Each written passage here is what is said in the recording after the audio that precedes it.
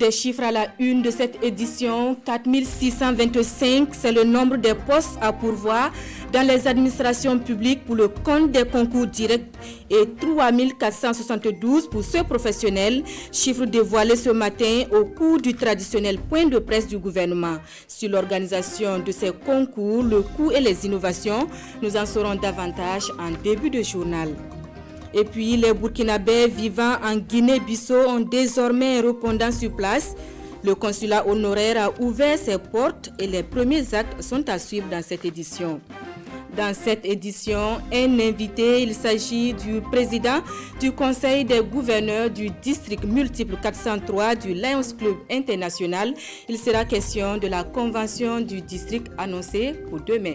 Voilà pour le sommaire de cette édition. Bonjour et merci de nous suivre. Un seul point à l'ordre du jour de la traditionnelle conférence de presse du service d'information du gouvernement. Il s'agit de l'organisation des concours directs et professionnels de la fonction publique. Pour la session de 2021, 4625 postes sont à pourvoir pour les concours directs et 3472 pour ceux professionnels. Des chiffres en baisse par rapport à l'année dernière. Explication avec Amado Ilboudo et Pascal Kané. 3472 postes à pourvoir au concours professionnel et 4625 postes à pourvoir au concours direct de la fonction publique cette année. Des concours qui seront pour la plupart déposés et administrés en ligne. Le ministère de la fonction publique poursuit donc ses innovations engagées pour garantir la fluidité mais aussi la transparence et l'équité dans le recrutement de la fonction publique. Le directeur général de l'Agence générale de recrutement de l'État assure que l'organisation des concours directs et professionnels connaîtront d'autres innovations cette année. Les inscriptions en ligne de tous les concours professionnels et directs pour cette session 2021. Les corrections électroniques de tous les concours directs à KICM vont être corrigées électroniquement. Et les concours professionnels déconcentrés du MENA et de la santé à KICM vont être corrigés électroniquement. L'administration de tous les concours professionnels déconcentrés du MENA-PL et du ministère de la Santé sous forme de KICM. L'introduction de la phase orale dans tous les concours directs de recrutement des professeurs relevant du ministère en charge de l'éducation. Si la dématérialisation de l'organisation des concours de la fonction publique est une réalité, on note tout de même une baisse sensible du nombre de postes à pourvoir. Mais pour le directeur général de l'Agence générale de recrutement de l'État, il faut aussi compter avec les besoins réels de la fonction publique et le redéploiement possible du personnel. Pour nous, il ne s'agit pas d'une diminution. Ne voyez pas ça dans le sens arithmétique. 1 plus 1 égale à 2. Non. Ici, il s'agit d'une rationalisation de nos effectifs. Une rationalisation des effectifs qui se fonde sur un certain nombre de principes de la fonction publique. Nous avons fait, par exemple, l'enregistrement biométrique des agents en 2019. Il s'est révélé dans certains départements ministériels des surplus d'effectifs. Il fallait procéder à des redéploiements. Les dépôts des concours directs débuteront à partir du 10 juin et leur administration prévue courant août. On note que cette année, 21 postes à pourvoir sont réservés aux personnes vivant avec un handicap. L'organisation des concours coûtera à l'État plus d'1,9 milliard de francs CFA. Cette question à présent, comment reconstruire le système économique burkinabé à l'épreuve de la crise sanitaire du Covid-19? Des experts internationaux sur les finances sont en conclave à Ouagadougou depuis ce matin. Les réflexions portent également sur l'état des lieux et les perspectives de l'internalisation des directives de l'UEMOA sur les finances publiques. L'ouverture des travaux a eu lieu en présence de Roger Kam et Caroline Ouari. C'est un groupe d'experts qui convoque la réflexion, l'état des lieux de la mise en œuvre des directives de l'UEMOA par le Burkina dans le domaine des finances. Le colloque se tient dans un contexte où crises sécuritaires et sanitaires se sont imposées, deux facteurs alors inexistants au Burkina au moment de l'introduction des directives, précisément en juin 2009.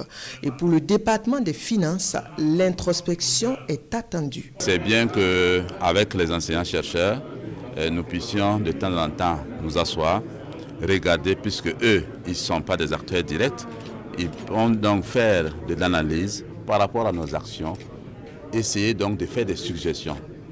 Et confronté à la pratique, cela permettra donc de voir les meilleures manières donc de pouvoir exécuter le budget, surtout de répondre aux attentes des budgets programmes. Leader dans l'espace communautaire UEMOA en matière de mise en œuvre des directives, la position du Burkina a bien été notée par la Banque mondiale.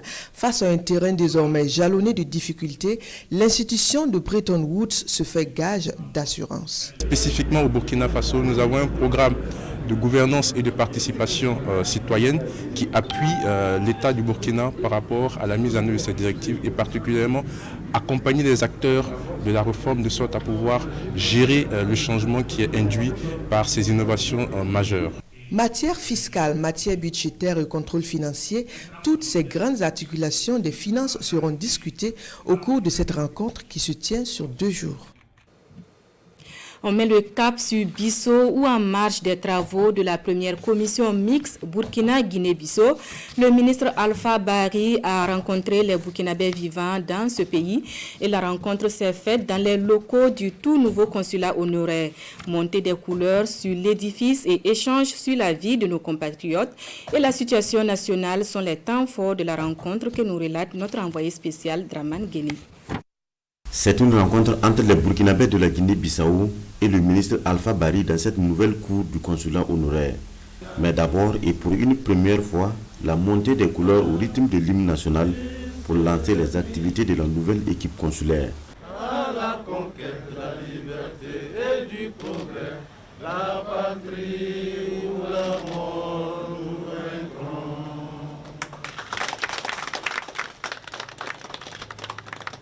C'est une connexion désormais entre les Burkinabés de la Guinée-Bissau et leur pays, bien que la fonction de consul honoraire soit une fonction bénévole, mais on peut dire que c'est un embryon de représentation diplomatique qui a son intérêt, d'autant plus que ça sert pour la protection consulaire donc, des ressortissants dans ce pays. Ça fait longtemps qu'on l'attendait. Aujourd'hui, sur fait, vraiment, on est tellement content de la voir aujourd'hui. C'est la conclusion, en fait.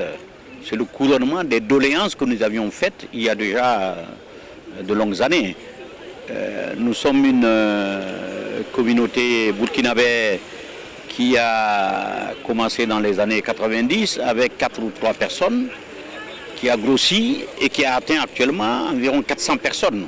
Maïmouna Boro, la désormais consul honoraire du Burkina en Guinée-Bissau, doit répondre de plus de 400 personnes, veiller sur elles et sur leurs biens. Ça fait 15 ans que je suis en train de rassembler les Burkinabés en Guinée-Bissau. Avec ma nomination, je vais essayer de les rassembler de plus. Donc, je remercie Monsieur le ministre, l'ambassadeur et le président du FASO, que je vais continuer à me battre à côté de mes compatriotes pour renforcer les liens. Au Burkinabé de Guinée-Bissau, c'est un appel d'unité, c'est un appel de solidarité. Ce sont les appels que le président du FASO, le président Roch-Marc Christian Kaboré, leur a toujours lancés. Et partout où le Burkinabé est, il doit faire en sorte que on puisse le reconnaître avec cette étiquette-là, qui est le pays des hommes intègres, le pays des gens sérieux. Ce sont des débats en famille et à bâton rompu qui tournent autour des nouvelles du Burkina et des conditions de vie de la diaspora burkinabé en Guinée-Bissau. Retour au Burkina, le Burkina qui a entre autres comme préoccupation de l'heure la prévention des conflits, la paix et la cohésion sociale. Sur ce chantier, le réseau ouest africain des jeunes femmes leaders veut renforcer le rôle et la place des jeunes. Et c'était tout l'enjeu d'un atelier de formation de 72 heures qui vient de s'achever à Ouagadougou. Détail avec Daouda Ouattara et Ahadi Sandamba. Mieux se faire former pour mieux agir, c'est tout l'enjeu du présent atelier. Organisé par le réseau ouest africain des jeunes femmes leaders, cet atelier vise à renforcer les capacités d'analyse de ces hommes et femmes pour une meilleure participation au processus de prévention, de gestion de conflits, de la culture de consolidation de la paix et de la cohésion sociale. Former les jeunes dans ce domaine afin qu'ils puissent mieux participer à la prévention et à la gestion des conflits est une bonne chose. Avec notre contexte sécuritaire actuel, il faut que tout le monde s'y mette pour qu'on puisse trouver des solutions. Ils sont environ une soixantaine de participants qui prennent part à cet atelier de 72 heures. Nous allons essayer de voir déjà, pour planter le décor, la problématique même des conflits au niveau du Burkina Faso. Quels sont les types de conflits et quelle est l'implication, les rôles joués par la jeunesse dans ces conflits. Ensuite, comment nous pouvons analyser de façon parcimonieuse et de façon objective un conflit qui naît dans nos communautés. Nous allons essayer d'apporter les solutions possibles à travers la résolution des conflits, comment nous pouvons à un niveau plus bas essayer de résoudre les conflits. Nous allons voir une communication importante qui est la communication non violente. Les participants sont issus de plusieurs organisations de la société civile, de partis politiques et d'organisations sous-régionales. Et au sortir de cet atelier, ils doivent être de relais auprès des membres de leurs structures respectives en vue d'une participation efficiente à la gestion et surtout à la prévention des conflits. Ouagadougou, capitale des lions et lieux du district multiple 403, le temps de la convention annoncée à partir de demain. Plus de 600 participants sont attendus à Ouagadougou, annonce faite par les organisateurs qui étaient face à la presse. Le compte rendu de Rasmane Zoundi et Marguerite Douaniou. Le Burkina Faso s'apprête à accueillir les 4 et 5 juin prochains la 40e convention du district multiple 403 du Lions Club International. Un événement majeur que le club service prépare activement à Ouagadougou. Les restrictions liées à la crise sanitaire obligent la convention à se tenir en 2 modes présentiels et virtuels. Toutes les précisions sont données aux hommes de médias.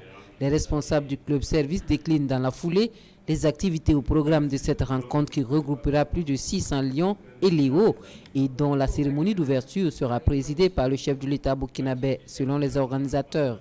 Consolider la place du DM 403 dans la région constitutionnelle C8, contribution des léos dans le développement des effectifs, c'est le thème central de cette convention. Le district multiple 403 rassemble 22 pays de l'Afrique de l'Ouest et de l'Afrique centrale avec environ 7500 membres et 305 clubs. Pour aller plus loin sur le sujet, nous recevons sur ce plateau M. Jean-Baptiste Asso, président du Conseil des gouverneurs du district multiple 403 du Lions Club International. Bonjour M. Asso. Bonjour Madame. Alors la convention est prévue pour demain. Est-ce que tout est fait prêt? Oui, je pense que tout est fait prêt puisque c'est une une convention qui va se dérouler par visioconférence. Les équipements sont déjà installés, on fera les tests ce soir et je crois qu'il n'y aura pas de problème. Les inscriptions sont closes et les paiements également. Alors, quels sont les enjeux de cette convention pour les lions du Burkina, sinon pour le Burkina Faso? D'abord, c'est une responsabilité qu'on leur a confiée. Nous avons, en tout cas dans le cadre de notre mandat, cette convention à tenir, et c'est une convention qui est tournante. Et c'est le cas du Burkina cette année. L'année dernière, on était à Lomé, cette année, on est au Burkina. L'année prochaine, on sera ailleurs. Les Lions du Burkina qui ont l'expérience de l'organisation des grands événements et relèveront le défi. Alors, cette convention s'ouvre donc demain sous le thème « Consolider la place du district multiple 403 dans la constitutionnelle C8, contribution des léos dans le développement des effectifs ». Un mot sur ce thème? Non, le thème, c'est parce que nous sommes devenus une ère constitutionnelle pour l'Afrique. Et nous devons nous organiser pour asseoir les structures, pour développer les effectifs, pour avoir le maximum de leaders et enfin faire des services de grande qualité pour nos communautés. Et pour cela, il faut des débats, il faut des consensus, il faut mobiliser les intelligences pour ça. Et c'est pour ça qu'il y a cette convention qu'on va tenir sur ce thème. Et quelles sont les activités au programme? La convention va se tenir sur 2 jours. La première journée, ce sont les séances d'ouverture avec les allocutions. L'allocution du parrain, l'allocution du chef, les représentants du chef de l'État. Il y a la conférence qui sera donnée par un chercheur. Et après, on fera une suspension, les lions iront dans les ateliers. On a prévu 3 ateliers qui vont traiter les sous-thèmes et 3 ateliers qui ont vocation de séminaire pour parler des problèmes spécifiques des lions, à savoir comment développer les effectifs. C'est la nouvelle approche développée par notre association. Et puis il y a les outils que nous devons utiliser aussi pour améliorer le fonctionnement des clubs et la fondation du Lions Club International que les Lions doivent connaître et puis faire de bons projets. Des attentes particulières par rapport à cette convention pour le Burkina? C'est la fin de mon mandat. Comme c'est la fin de mon mandat, je voudrais que ça se déroule assez bien. J'ai la chance que ça se déroule dans mon pays. Ça aurait pu se dérouler ailleurs. Pour le Burkina Faso, c'est un rayonnement. On est suivi aujourd'hui sur les réseaux sociaux dans 22 pays et au-delà, puisqu'il y a des invités qui viennent de l'Égypte, du Kenya, du Nigeria, de la France, et de l'Italie et des États-Unis. Donc tout ce monde-là, aujourd'hui, regarde demain et après-demain, sont focus sur le Burkina. Merci, M. Sow, d'avoir accepté notre invitation. Vous restez avec nous pour l'état des lieux du cinéma africain, notamment les festivals. Pendant 72 heures, des espaces du domaine ont posé le diagnostic et fait des recommandations pour une meilleure prise en compte du 7e art dans les politiques publiques culturelles. Quelques-unes de ces recommandations dans ce compte-rendu de Adama Guiti et Boukari Ouedraogo. Après 3 jours de réflexion, tous les goulots qui étranglent le développement du 7e art africain, surtout en période de Covid-19, ont été identifiés par ces experts venus de plusieurs pays africains. Les réflexions qui ont été faites ici sont des réflexions qui ont le niveau d'une conférence, d'un colloque et même d'un symposium. Une discussion à bâton rompu et en toute indépendance. Le résultat, la boussole qui donne la nouvelle orientation pour un cinéma africain émergent, vient d'être trouvé. Reste maintenant à aller au combat et il le faut, car le cinéma et l'audiovisuel contribuent pour beaucoup au développement des pays africains. Traiter de cette question en Afrique permet aux experts ici présents à préparer des armes de combat pour les États africains. Le domaine de la culture et le domaine de l'audiovisuel, de l'image et de la communication aujourd'hui, ça devient un domaine d'une guerre de culture et d'une guerre de civilisation. Une guerre de civilisation et en première ligne de ce combat, les États chargés d'élaborer des politiques appropriées. Déjà, les rudiments sont disponibles. Les recommandations que nous avons formulées tendent à faire en sorte que les politiques publiques prennent davantage en charge la spécificité donc de ces festivals et que dans les modes de consommation, de production, nous puissions faire en sorte que le secteur des industries culturelles à travers donc les festivals puisse poursuivre donc les activités et que les professionnels du cinéma ne continuent pas d'être si touchés ou durement affectés donc par cette pandémie. Le remède pour la contribution des festivals au développement de l'industrie du cinéma et à la résilience du secteur de la culture en Afrique sous contexte Covid-19 est maintenant disponible. Un coup d'œil sur les journaux du jour pour finir cette édition. Principaux sujets à la une, les travaux de la première commission mixte de coopération entre le Burkina et la Guinée-Bissau et le lancement de la campagne de vaccination contre le Covid-19 au Burkina. La revue de presse de Sekou Zongo. Le bras tendu, masque de protection bien dressé, le professeur Charlemagne Ouedraogo reçoit la toute première dose du vaccin anti-Covid au Burkina. L'image est devenue presque virale à la une des parutions du jour. Et c'est la campagne de vaccination contre le Covid-19 qui est ainsi lancée au Burkina Faso, écrit Sidouaya.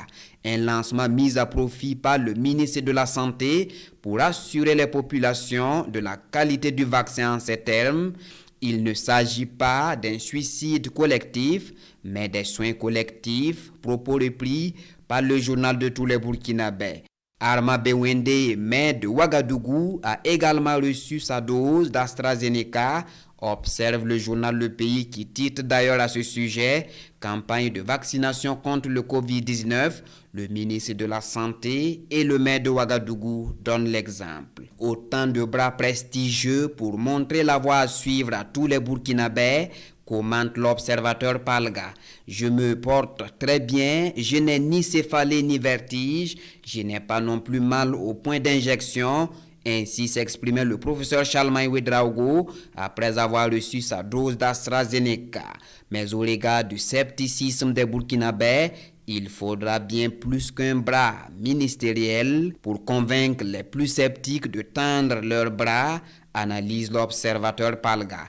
AstraZeneca ou pas, conseille mon confrère, parmi les mesures barrières, le seul antidote efficace pour l'instant reste le vaccin. Coopération bilatérale, l'axe Ouaga-Bissau, dynamisé par 12 accords, c'est une information du journal Sidouaya. Des accords signés dans le cadre de la première commission mixte de coopération entre le Burkina Faso et la Guinée-Bissau. Plusieurs domaines de coopération concernent ces accords et tout cela est la résultante d'une vision commune des deux chefs d'État, conclut le journal. On s'arrête là pour ce 13h. L'actualité revient à 14h en langue nationale. Excellent après-midi en compagnie des programmes de la télévision du Burkina.